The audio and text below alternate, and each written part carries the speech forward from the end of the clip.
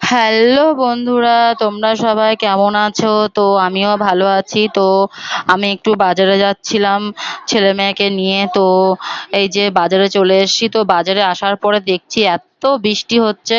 তো উম, বৃষ্টিতে কমসে কম 1-1.5 ঘন্টা দাঁড়িয়েছিলাম বাজারে বৃষ্টির জন্য। তারপরে বৃষ্টিটা থামার পরে তারপরে বাড়িতে এলাম। তো বাড়িতে এসে আমার গপু বাবার জন্য একটু ভোগ রান্না করব। তো সেই জন্য একটু আলু পটল কেটে নিয়েছিলাম, আলু পটলের তরকারি করব ডালের বড়ি দিয়ে।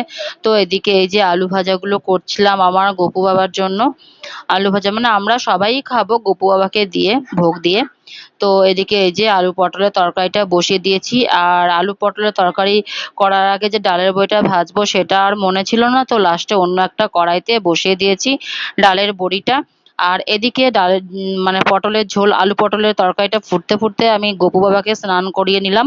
তো গপু বাবাকে স্নান করানোর জন্য গপু বাবাকে ভাবলাম আজকে বেলা হয়ে গেছে, তো তেল মাখিয়ে চান করিয়ে দিই।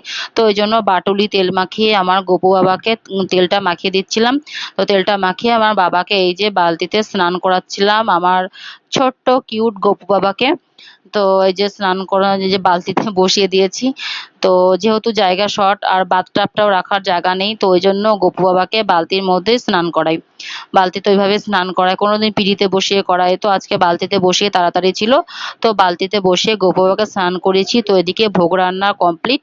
তো গপু বাবার জন্য ভোগটা এই যে থালে বেড়ে নিচ্ছিলাম। এদিকে এই যে ভাত বেড়ে নিয়েছি, আলু ভাজা দিয়েছি, মুগের ডাল।